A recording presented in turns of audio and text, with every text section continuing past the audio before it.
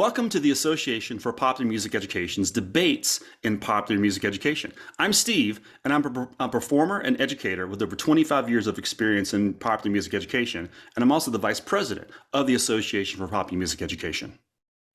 Hi, I'm Paul. I'm a musicologist at Newcastle University in the United Kingdom, and I have research publications and an ever-growing interest in authentic music theory.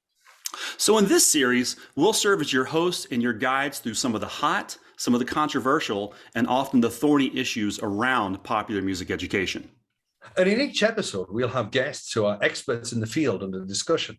We'll discuss, we'll critique, we'll pose questions to each other to kind of get to the nub of our understandings on that subject. And at the close of each of these sessions, we're going to pose a provocation.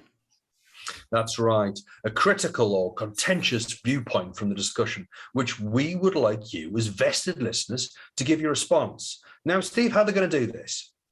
So we're going to encourage you all to respond to this provocation by posting to your social media of choice using the hashtag APME Talkback. Then, a couple of weeks later, Paul and I will seek to address and respond to your posts in a follow-up vlog. We really want this resource to be interactive as we collectively dig into your questions about and around popular music education. So, without further ado, let's begin with this session's hot topic. Today, our question is going to be, has popular music education come of age, and is it fit for a particular purpose? So one thing to think about when you think about popular music education, popular music performance, popular music studies, music education loves our labels. We love our acronyms, PME, PMS, PMP. But even within popular music, at least on the education side, we don't really agree what those are. So Gareth Dillon Smith, in a chapter called Popular Music and Higher Education, says semantics really lie at the core of several of the current issues in popular music and higher education. And I would suggest that filters down to the secondary level as well. Once again, what do we mean when we say PMP? Is it popular music performance? Is it popular music pedagogy? Is it popular music practice? The other idea that Gareth digs into this is talking about this requisite skill set for musicians, is that this idea of not only is popular music fluid, but the skill set is also highly personal, fluid, and forever evolving. And he goes on to say it's because of this inherent complexity in the nature of musicians' careers that those delivering popular music education are keen to explore the most effective ways of how we go about doing this. So what is the goal of a popular music program? Is it to foster the artist, the teacher, the side person, or depending on context, yes? Paul? So absolutely, not just the what, but the who. And we have a huge range of people involved in the popular music education program. There are not only the members of the faculty, but there's also the instrumental tutors, the industry experts. There are potentially hundreds involved in a program. And not all of them would be putting together into the curriculum design of the curriculum program. So we have to think very carefully about the hourly paid, the associate lecturer, the adjunct lecturer. We'll hear a phrase later on about, the freeway person, the portfolio career, the gig economy, the private tutor. How do they all work within a popular music education or a popular music studies or a popular music practice, pedagogy, production? It really is quite a complex issue. So we're lucky to be joined by two people today to help us kick this conversation off. Our guest today, our first guest, I would like to introduce Chris Sampson from the University of Southern California. Chris, tell us a little bit about yourself. Hi, Steve. Thanks for having me today. So I'm the founder of the Popular Music Program, the degree program at USC Thornton School of Music. It's a bachelor music degree. And we launched it in 2009, and it really emerged out of my songwriting classes. I inherited the songwriting curriculum in 2002, and at the time it was very humble. It was just an elective class with no music majors. They just started to roll and evolve, and some of the students start to achieve some professional success. And I was able to leverage that into a proposal for this degree program. And now that we're into our 12th year or so, we're starting to see some outcomes, which is very, very exciting. We're actually starting to see, not just starting to see, have well established the correlation between the students who've gone through the program, their professional impact within the industry. And so that's been really exciting to see. As for myself, I've had a lot of seasons in my career. I've been a songwriter, a producer, recording artist, touring musician, educator, arts administrator, author, and handyman for my wife here around the house. So I get to have a lot of titles. So yeah, I can relate, especially to the last one. right. And Great. I'd like to introduce Freya. Now, Freya has known me for quite a while, and I've known Freya for quite a while, but it's worth saying that Freya has been instrumental in popular music education in the UK, currently works for the University of Liverpool. And Freya, would you like to say a bit more about what you do? Yeah, I've been at the University of Liverpool since 2005, which is when I completed my PhD at the University of Newcastle, which is, of course, how I know you, Paul. And I joined that department at a very interesting time in its history, which is to say that it had the Institute of Popular Music and the Department of Music as technically kind of two separate entities up until about 2003. So at the time that they were advertising and I took on the job, they were looking specifically for people who could help bridge what was functionally a bit of a divide between these two parts, right? They'd fused these two entities into one school of music.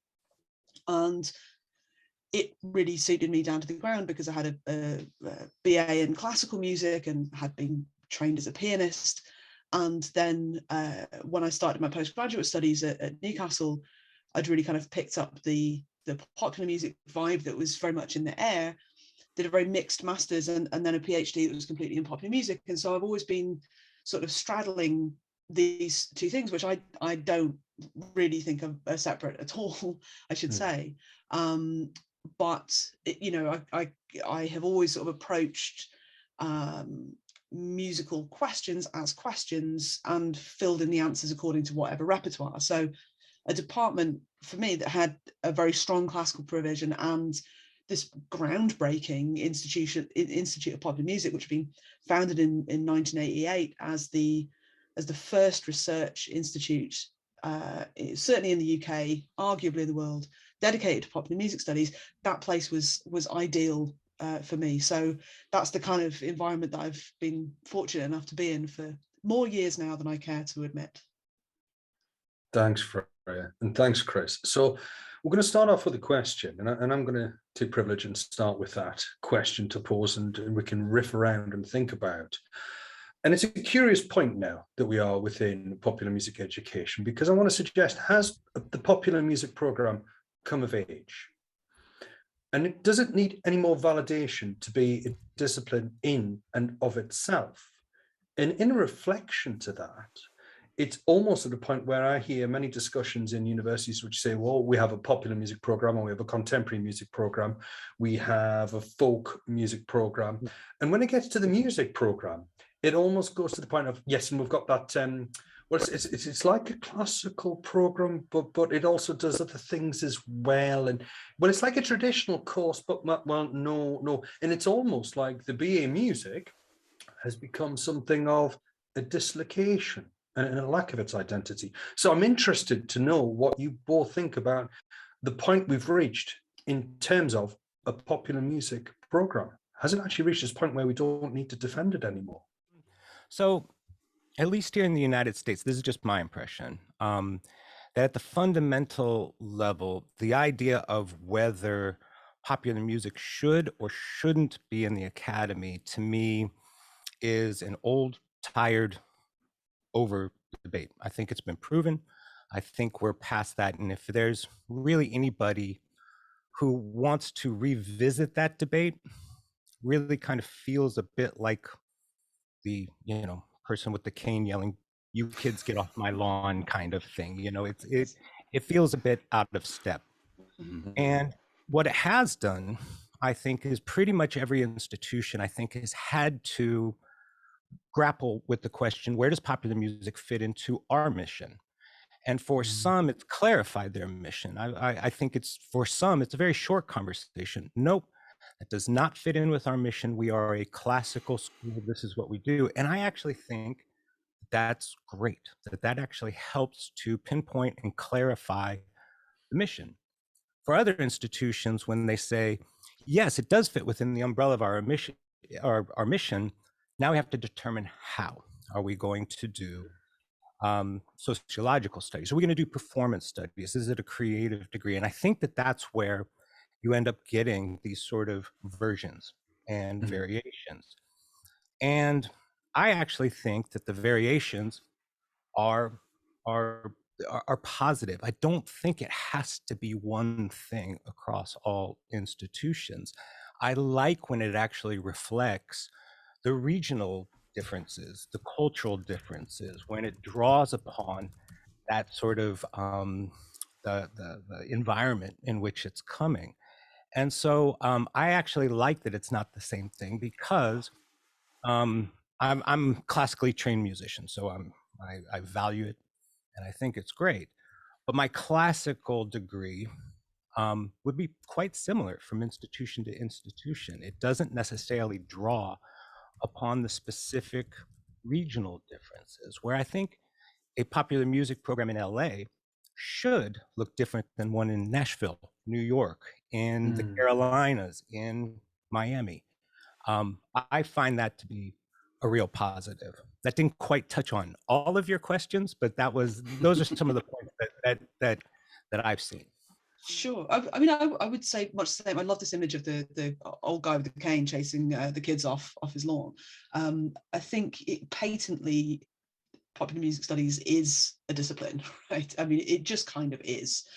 There are so many degrees in popular music studies now, and I've seen them on this side of the pond just grow exponentially in the time that I've been teaching, and really kind of change and expand. And you can now do so many different types of these degrees. When I started at Liverpool, we had a lot of students who didn't have any formal musical training of any variety, who were interested in becoming music journalists, and who were studying either 50% or 100% popular music.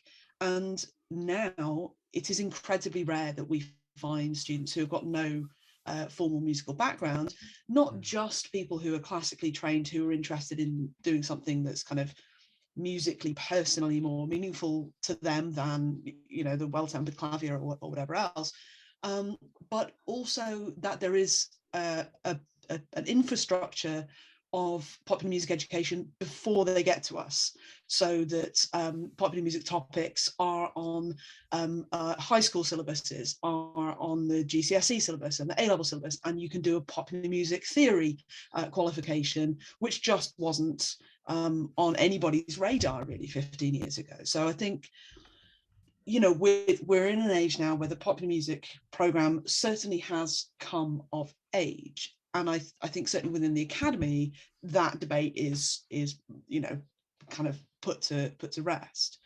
Where it's very interesting to me is actually outside of the academy, right? And you find that topics like Madonna studies, Beyonce studies, Lady Gaga, all these very mainstream popular music topics particularly, are frequently very easy targets for people who want to complain about so-called Mickey Mouse degrees, right? Which is something that we've had very vocally put back on the map recently over here. So, I think, does it need any more validation to become a discipline in and of itself? I think there's a much bigger question about what the world at large thinks higher education is for, what constitutes use value in a degree, and you know, in a country that's expressed how tired it is of experts, or is, you know, there's a prevailing anti-intellectual culture, I think, and it's really hard to sort of defend popular music. It's hard to persuade people of the value of that. But that's not, it's not any more true for popular music than it is, I think, of classical music degrees, where, you know, I frequently will get students saying, like, yeah, my parents don't understand why I want to do music, or whatever. No, I completely agree with both your points there. For me, I mean, particularly in the UK context, as we have an ever circular roundabout of ministers for education coming on and leaving again, there's this push towards, well, what is the value of that Mickey Mouse degree, the music or the creative or the arts, and what does that actually mean? Which runs completely counter to the evidence we're getting, particularly from the World Economic Forum. When you look at their list of, you know, attributes that they wish their, you know, future employees to have: creativity, outside the box thinking, working in teams. I mean, as a popular musician, you start ticking these the minute you pick up an instrument and form a band, or you start talking about music. They're completely transparent. Chris, I want to take your point about the sort of place of popular music education. You said Miami would be different towards Los Angeles, would be different towards Tennessee. And I'm kind of intrigued, Freya. Do you feel, having been in both Newcastle as a place and Liverpool as a place, a feeling of difference in their popular music education that's grounded in its regionality rather than its staff? It's a really interesting question, and I should clarify that my time in Newcastle was as a PhD student with a partner and family, so I experienced it very differently from how I've seen Liverpool, which is very much kind of through my students' eyes. I mean, the way I would first approach that question, I guess, is that of course the experience at a student level is going to be radically different in those two cities, simply because the music scenes are so different in those two cities, right? And to some extent that's true of the art music scene, the classical music scene, and so on. You know, you have the Sage Gateshead, we have the Royal Liverpool Philharmonic Orchestra, right? There's you know, but it's a more nuanced difference there, is my hunch. Whereas you know, the idea of place shaping a musical culture and a musical experience, musical sound, you know, I mean, if Liverpool can't point to the extent to which that's true, then I don't know what can, right? You know, you've got genres named things like Mersey beats, right? Because of the importance of that connection. And so, of course, that sort of 3-year experience from a student's perspective will be radically different depending on where they do it, for sure. And that has nothing to do with the staff necessarily. Yeah, I agree. I'm a QA assessor and subject expert, and I'm also external examiner. And when you go to these places, you find certain institutions that were traditionally classical, and let's use that in its most looser sense, trying to identify what their popular is and going out into the region rather than its staff, finding out where that nuance is. Chris, sorry, I think I interrupted you at a point there. No, I'm definitely backing that up. I just want to reinforce why I think this is special about popular music. Why I actually think that this is really, let's put it a different way, an opportunity for popular music, for us to capitalize on certain strengths, on certain uniquenesses. And so I guess I've just always been an advocate for not necessarily having all the programs look the same, you know, having them be able to reflect that environment. For us, I've had the pleasure and privilege of working in both Los Angeles and Nashville, and I think that the environment absolutely becomes interwoven to the student's experience, as it does with any program. But you really use sort of these industry towns as a reflector, as a sounding board to go back and forth. And for me, it's almost 50% of the education, so that they can kind of see where it's rooted. Okay, I learned this in the classroom.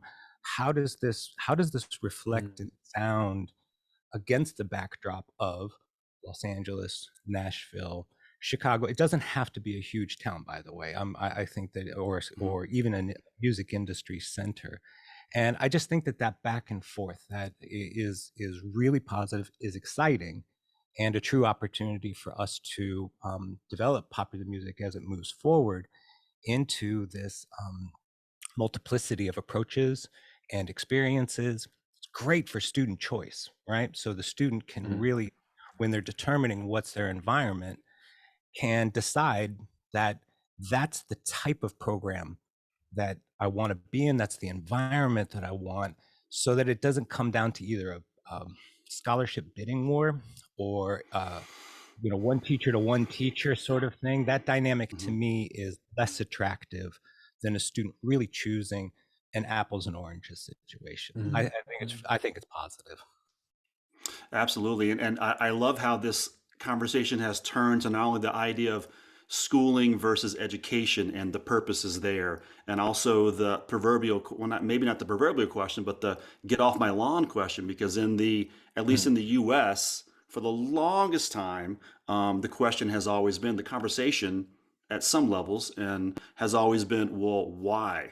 And should we? More that philosophical, should we even be doing music? Should we even be doing popular music at the higher ed level? But I absolutely agree, Chris. There certainly is a shift to yes, the answer is yes, let's move on. And so then what's the practical how?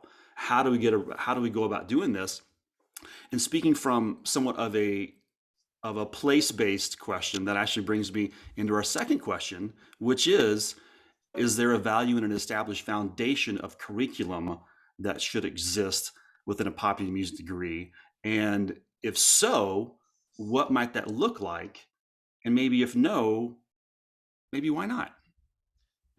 I mean, that's it to some extent. That's the question of the day, isn't it? What does a curriculum have that is essential for any student? And so much of the discussions that we're part of has to do with the canonical material that a student should know. There's a much longer established tradition of that in the study of classical music, I see classical colleagues kind of wrestling with the conversation around decolonization, left, right, and center. To some extent, I think in popular music scholarship and studies, it is not an irrelevant question either, far from it. But I think it can take us a beat as scholars within that field to perceive the extent to which it's also a relevant question, or to understand how the question really applies to us. Which is to say, if you look at a classical music program and you see Haydn, Mozart, Beethoven, Bach, blah, blah, blah, dead white men after dead white man after dead white man, let me hold my hands up. My opera course that I teach is exactly a whole list of dead white men, right? That's another story. It's easy to see a curriculum like that and go, right, okay, we have a dead white man problem. Okay, but if you look at a popular music curriculum, you go, well, but look, we've got Jimi Hendrix on the course. We've got Madonna or Lady Gaga.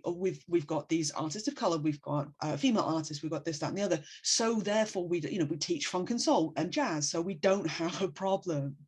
It can be very easy, I think, to fall into that trap. So I think it's in thinking about what sort of material we approach and how we approach it, then we have to sort of remember that conversation is equally applicable.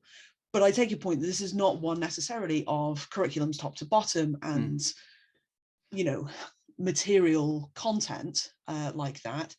And in that sense, I kind of think it sort of doesn't matter what material we've got. What's important is the critical tools and skill sets that people have, all of those kind of transferable skills that Paul was talking about, teamwork and critical thinking and stuff. So I guess if I were going to say that there are things that I think a popular music curriculum should have, they wouldn't be popular music specific. They would be about kind of cultural studies more generally. I think that's a super interesting point about thinking about it beyond the actual discipline itself. we have in the UK the benchmarking statements that we have published by the QA, and we make sure we go with them. And Freya, you've mentioned the sort of level 3, level 2 benchmarking statements that we have for music, and they do broaden into that curriculum as well. So there is the sense of it starting to tie together. So Chris and Freya, what you're saying there is that the actual foundation of a curriculum, a sort of commonality between them, is not the discipline itself, but the critical skills to check those. Is that right? Have I understood that correctly? I mean, that's certainly my take on it, that, you know, it's an equivalent in a sense to many other subjects, right, in which people say, look, we're training people for jobs that we don't know exist yet, right? This is not about how to use a piece of software. It's about how to think about the challenges in such a way that mean that you can approach whatever software gets developed, and you can develop the software yourself, right? Or whatever, you know, bogus kind of techie equivalent I might make. So for me, as in popular music studies, I would say, look, this is not about, do you know the music of the Beatles or the music of the Rolling Stones or whatever. This is about, can you think about the phenomenon of popular music? Do you understand the fundamental concepts underneath it, and the kind of global, industrial, socio-political, cultural, historical, philosophical ideas that will help you understand the world of popular music as you perceive it, as you move through it? I'm gonna pick up on that and completely agree. And I do think perhaps the role of a foundational curriculum sort of lies there. I actually personally, I think it can go further to be able to just say out loud that Black music and culture is fundamental and foundational to this music, and to be able to instill that level of not just understanding, but knowing, right? To really embrace and know that, so that we don't accidentally slip into cultural appropriation, anything that smacks of parody and all of those things. There's a real important role there in my mind. And even though this might sound paradoxical, for me, what could be what I think is foundational is actually flexibility and an individualized approach to the curriculum. Again, referencing my classical training, I came in as a classical guitarist, and as I was expected to exit as a classical guitarist, hopefully a better one. However, I'm asked to give talks, whoever might listen, and one of my favorite ones is to do a talk that I titled "The Joy of the Unexpected Outcome," and to set the environment that allows students to reflect on their particular skill sets, their contributions, and to be able to follow those streams and not be locked into a lane or a curriculum that sort of says, oh, no, you came in as a drummer, you're going to stay as a drummer, where so many incredible outcomes has been that drummer that's turned into composing music for video games or media, and to allow those paths to happen. And once again, I just think this is an opportunity that's really unique and at the fingertips of popular music. And that to me is really exciting. I agree with you completely. And I think it's really interesting if we talk about the student who at age 18 has an idea of what a degree is, and then you ask them on leaving, is that the same thing that you thought? It's not. It's miles away from what. And there's the wonderful narrative of students who start on one particular program and migrate to another, and then potentially do a year abroad and then come back as something completely different. And it's that opening and developing, which I think is fantastic. I'm going to move us into a new area here. And this is our third question. And it's to try and bring to light something that I'm really conscious of, as for many years being part of the precariat. And it's that of the associate lecturer, the adjunct lecturer, the hourly paid. And I'm going to say here, could a popular music degree exist without that network and expertise of the associate, the hourly paid, the adjunct lecturer? And if not, are we actually recognizing, and by we, I mean the institution, the academy, their contribution, which is beyond that of their current status of the precariat? Deeply loaded question, I know, I'm terribly sorry. Not. Yeah, it's I'll just jump in if that's okay, Freya. Go for it. For this one, because yeah, it's complex, right? The calculus that comes together in delivering an education, minus its aid, minus its all, you know, and delivering on the curriculum and the teaching expenses is not an easy equation. Here in Los Angeles, we call the professional adjuncts freeway flyers, because these workers are constantly on the freeways going back and forth, and yeah, it can be extremely exploitive and very, very problematic. And I think an institution is morally bound to sort of think about how they do their hiring, what they're trying to accomplish with all of this. My institution a few years back actually decided that if you teach at our institution, that you're actually not permitted to teach at other institutions, with the goal of eliminating that. That's also a problem. You know, so very, very, very, very difficult to know sort of, you know, that's a very, my opinion, unnuanced approach to that. But getting to your point, I do think there's tremendous value in some of the specialists that bring technique that is specific to an instrument, that allows that student to have that level of proficiency to serve as a platform for moving forward, for innovation. That's difficult to come by from a generalist, from an overall approach. Yet at the same time, there's this great value for the generalist that is able to synthesize the concepts and bring that all together. And I think what it really requires is a very invested steward of the curriculum to understand sort of when the specialists and the generalists get looped together and combined. And that's a lot of work, because you're tracking truly the student on an individual basis to know when the timing is right, when they are appropriate. I don't know of an institution that's got that balance right. When in my next life, when I design a school, I'll do it. I'll get there. But it's a tall order. But let's put it this way: something to aspire to. So yes, you brought up a huge. I'm not addressing the elephant in the room problem, but I'm kind of seeing it on both sides here.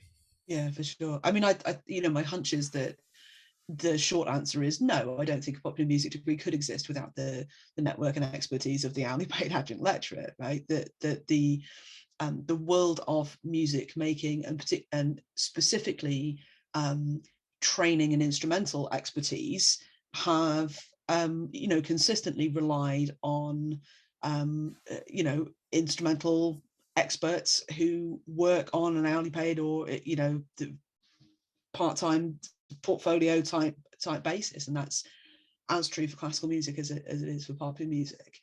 And you know, for sure there are other things apart from the instrumental expertise that are there. You know, as you said, the network that goes with these things. If you know, it would be all very well to have somebody sort of you know, employed by an institution, but if they're not working, you know, if they're not actually out in the field, then, you know, how useful is that, right? That I mean, I guess the best model I've seen,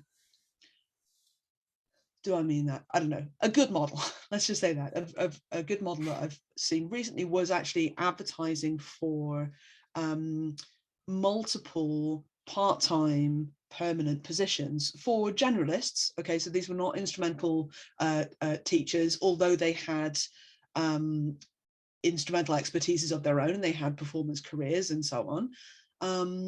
So they were working as kind of generalists within the department, but had a part-time contract with the idea that they would still be sustaining a professional career of their own outside. Okay. And I think that can be incredibly helpful, right? We, just as other institutions, like with Chris's, you know, Chris's situation is such that you've had a whole songwriting career and now you've come into the classroom and you're using that, right? I think it can be most useful when you obviously got that industry experience, and there's another value in having a permanent position that is nonetheless part-time, so that you can continue to keep your foot in the industry, a toe in that door. I think that can be really useful, and it does happen. And so in that sense, the kind of adjunct situation is not always entirely precarious.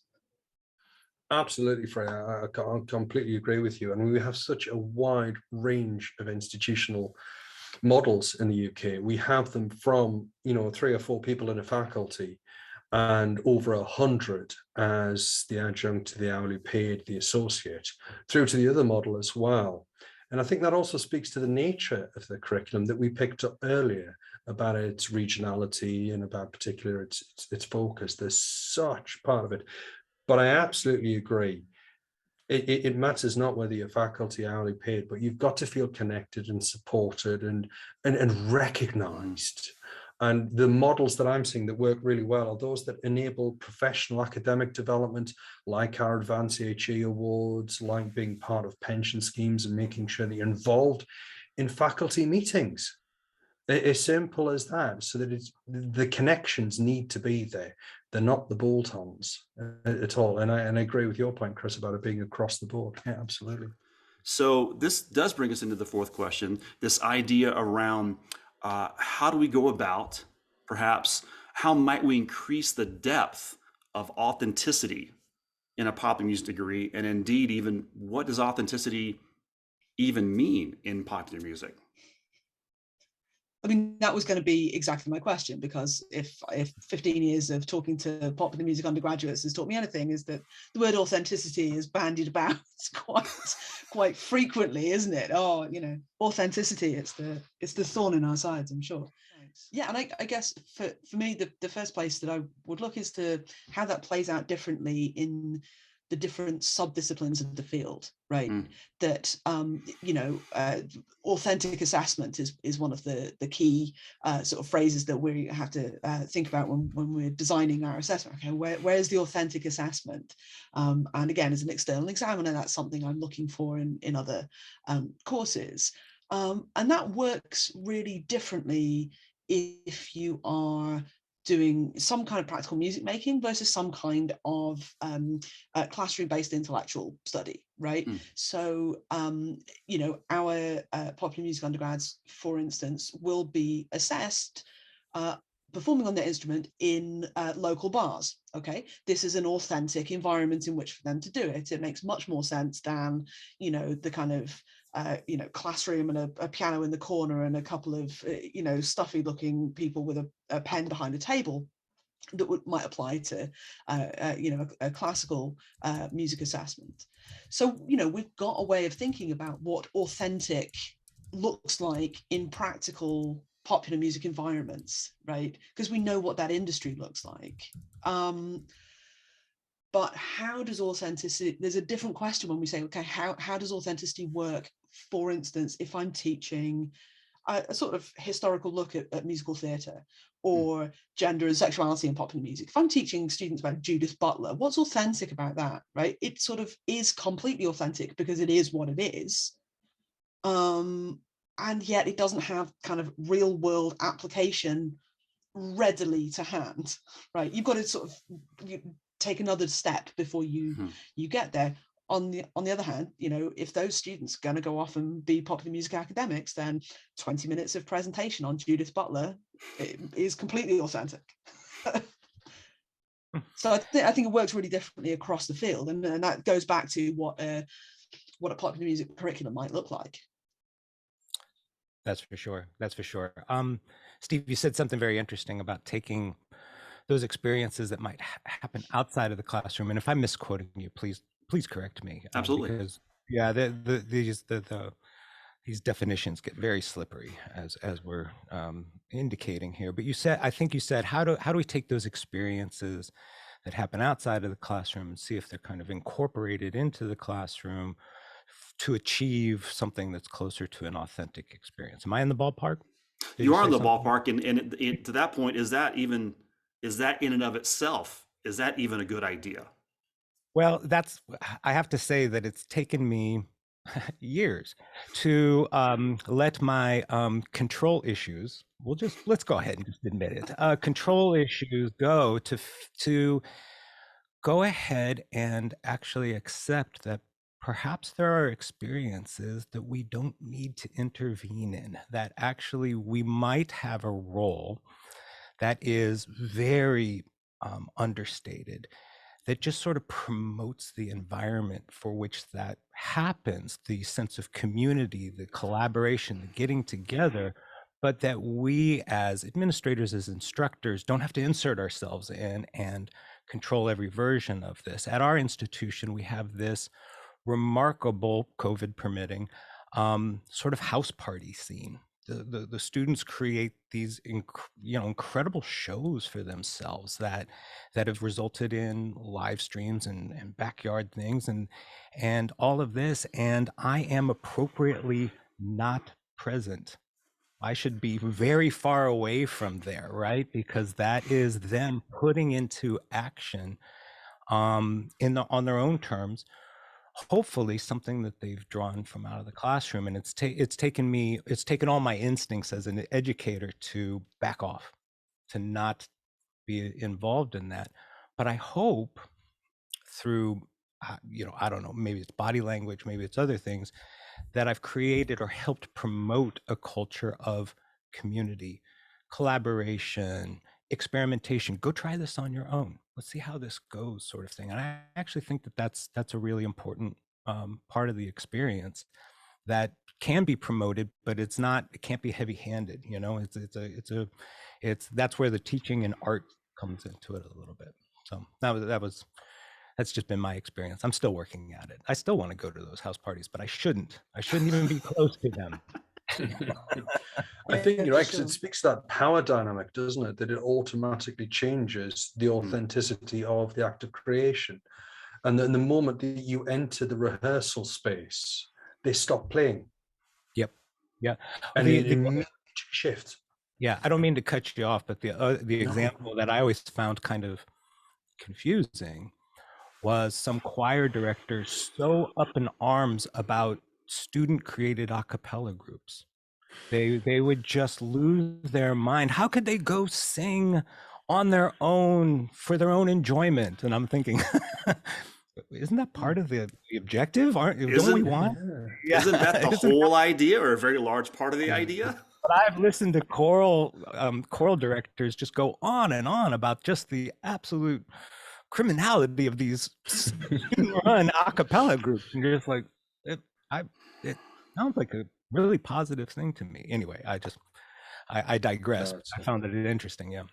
The life of a choral director to have such troubles, but I totally take your point that when it comes to authenticity and bringing students' experiences into the classroom, the best thing I think we can do is promote some kind of culture in which they can take some kind of intellectual or performance-based risk, essentially. Do you know what I mean? Is to kind of try something out and feel safe in doing so, right? That kind of that backdrop of a kind of safe environment is essential. So for me, sometimes that manifests as saying, okay, well, we're just going to have a space each week where all we do is talk about the ideas that I've chatted on to you about, and how they literally just how does that work in the music that you listen to, right? So I don't know half the music that they listen to, right? Because I listen to Radio 2 and not Radio 1,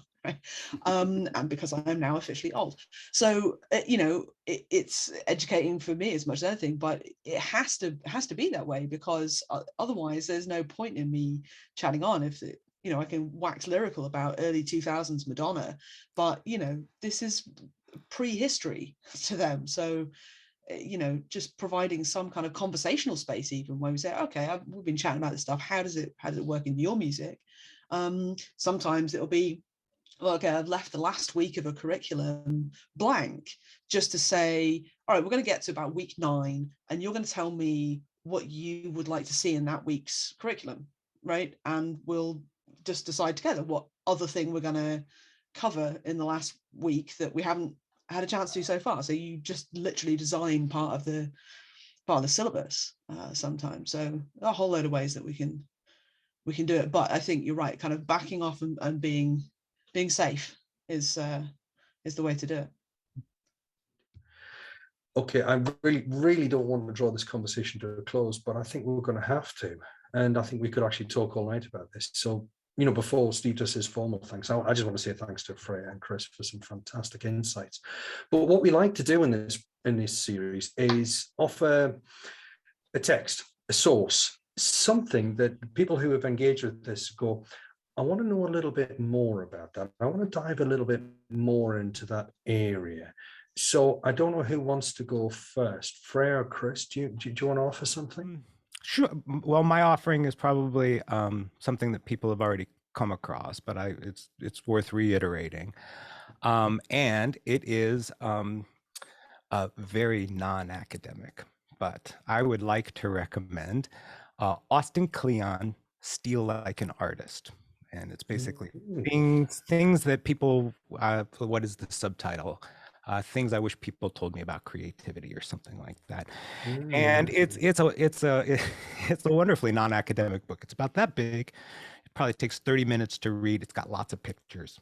It's really good. My kind of book. Yes, absolutely. But it is, I have found, perhaps one of the most empowering books on creativity that really put some clarity in how you can be proactive in stoking and creating your own creativity, and understanding sort of how to leverage the wonderful influences and inspirations that we have all around us. So I use these principles quite a bit in my songwriting classes. Freya, what you got for us? Well, okay, so I have a pair of things that kind of feed off each other, if I may. One is the YouTube channel of Adam Neely, which I find just like, I can just completely nerd out on this channel.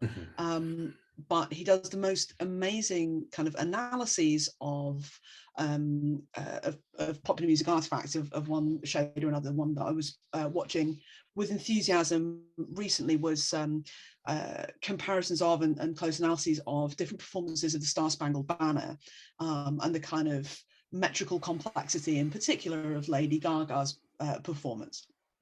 And I find it very interesting, partly because I'm a sort of analysis nerd, but also because it raises questions for me about the sort of tools that we might or might not find useful in approaching popular music as a sonic object. So when he calls Lady Gaga's performance of the Star Spangled Banner sort of multi-metrical, or when he's trying to kind of quantize it, force it into notation, I sort of, it raises kind of complex questions for me about this. So bouncing off that, I would recommend Andrew Killick's work on global notation and a kind of attempt to create a universal notation system that is not bound by the same the same tools as Western notation is. So I would put those two things next to each other. I think they might be quite interesting. That's great. That's fantastic. Paul, what do you Steve, have? do you want to go next? I'll go. Go ahead. No, go on. You go next. Fine then. Who's on first? So for mine, I was actually kind of digging back into this idea of authenticity and what it might be and what it might not be, and what does that look like. But there's an article by Adam Cruz called Hip Hop Authenticity in Music Education, Confronting the Concept of Keeping It Real. And Adam digs in and really talks about what might it look like in terms of really, once again, going back to what Freya talked about, if we think about what this core of a popular music education might look like, developing these critical skills to really dig in and be able to look at something through a critical lens. So in this article, he takes a look at hip hop authenticity in race, place, gender, all these different areas. And it was one of those articles that really helped me kind of start to better understand, so I could get beyond the oh no, that's not authentic Memphis barbecue because you're in Waterloo, Iowa. Sorry about that. It's really much deeper than that and getting back to this idea of it's much deeper, but also much more nebulous than that as well. So that's my resource. That's excellent. And seeing as Freya invited us to think of two resources, I've sneakily just put one in off the top of my head as well. So my first one is obviously the pitch for the underpaid adjunct faculty, which comes from Elvira Nika in 2018. And she's talking about the shift of the overworked and the underpaid and how that can change educational outcomes. But the other one I want to drop in actually came from a student of mine. He said, hey, do you know about these Song Exploder podcasts? I said, Song Exploder? No, it sounds like something a demolitions expert might go for. So they're fantastic. They're absolutely wonderful. They invite the artists to think about their work, and they also ask us to really listen deeply. And, you know, there's actually a TED talk that they did as well about listening deeply. And I just find them absolutely fascinating podcasts. So yes, Freya, I'm going to take your lead for two. Chris, Freya, thank you so much for joining us today and for this incredible conversation. And from here, I'll leave it to Paul to provide us with the provocation. Absolutely. So, as we know by now, these provocations are designed to be provocative. The question I'm going to set at the end of this, and it's one we'd love you to respond to using the hashtag that Steve puts in the list for us as well, because this is indeed a debate. Here you go. I hope you're sitting down. Does the music industry need popular music education? We'd love to hear your responses to the provocation. We encourage you to join the conversation on your social media of choice using the hashtag APME Talkback. We'll use your responses as the foundation for our continuing conversation in part 2 of this blog. Have a topic you'd like us to consider? A question you'd be keen on us digging into, or perhaps a provocation of your own?